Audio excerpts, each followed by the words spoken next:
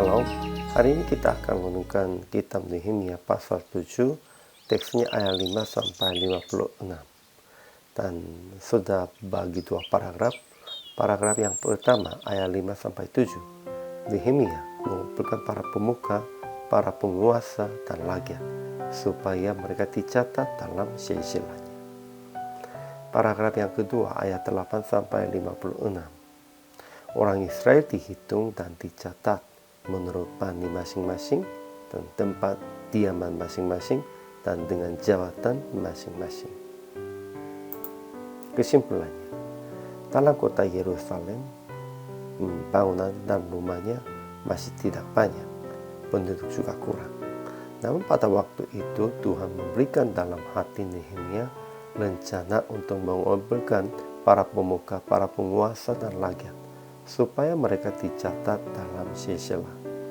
Nehemia dapati daftar silsilah orang-orang lebih dahulu berangkat pulang. Dia membuat silsilah dengan daftar dahulu.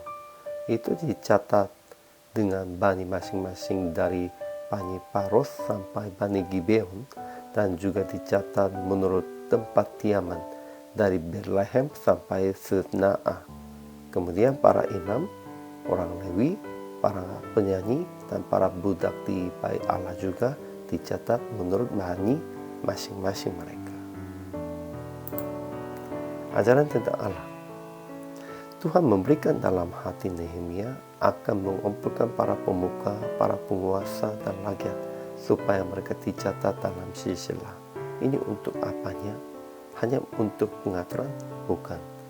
Tuhan memberikan dalam hati Nehemia itu untuk memelihara mereka.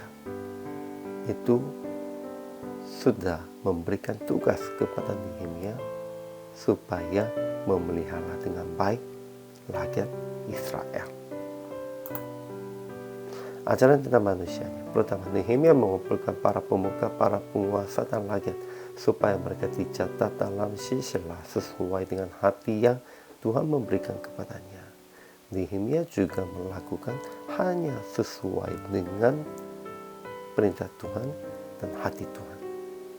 Kedua, orang-orang provinsi Yehuda telah berangkat pulang dari pembuangan, yakni para tawanan yang dahulu diangkut oleh Nebukadnezar Raja Babel dan yang kembali ke Yerusalem dan ke Yehuda, masing-masing ke kotanya. Ketiga, mereka dihitung dan dicatat menurut bani masing-masing, tempat diaman masing-masing, dan dengan jabatan masing-masingnya. Aplikasi hari ini. Pertama, melakukan menurut hati yang Tuhan memberikan dalam hati Anda. Apapun itu pentingnya apa. Biasanya dalam hati manusia, mereka ingin melakukan dengan keinginan sendirinya. Namun, orang-orang sudah belajar tentang itu, tidak boleh hanya menurut sesuai dengan keinginan dirinya. Harus kita berpikir tentang orang lain juga. Itulah biasanya ajaran dari orang lain, ajaran dari sekolahnya. Namun kalau kita orang Kristen dan anak Allah harus melakukannya menurut hati yang Tuhan memberikan dalam hati Anda-nya. Itu apanya? Bukan hanya berpikir tentang orang lain, harus memelihara mereka, harus mengorbankan dirinya untuk mereka. Inilah hati yang Tuhan memberikan dalam hati Anda. Dan kedua, menghitung dan mencatat nama-nama yang Tuhan memberikan kepada Anda untuk memelihara. Kemudian berdoa untuk mereka dan menolong mereka. Dengan hati itu kita harus memelihara orang lain. Dan untuk itu berdoa dan menolong. Akhirnya kita harus mengorbankan diri untuk mereka. Jadi PR praktik hari ini menghitung dan mencatat nama-nama jumlah jemaat dan saudara seiman. Sampai sekarang sudah bertemu banyak orang. Di antara itu pasti ada orang-orang yang kita memelihara mereka juga. Dan hari ini sudah mencatat itu, berdoa untuk mereka masing-masing dan menolong salah satu orang dengan hati yang Tuhan memberikan dalam hati Anda. Memang ada banyak orang yang perlunya pertolongannya.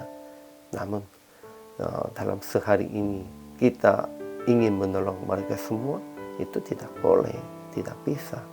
Namun memilihnya salah satu orang sesuai dengan Tuhan memberikan dalam hati Anda. Dan tetap melakukan untuk menolong mereka. Melalui ini kita bisa hidup sebagai anak Allah. Hari ini juga selama melayani, Tuhan Yesus memberkati.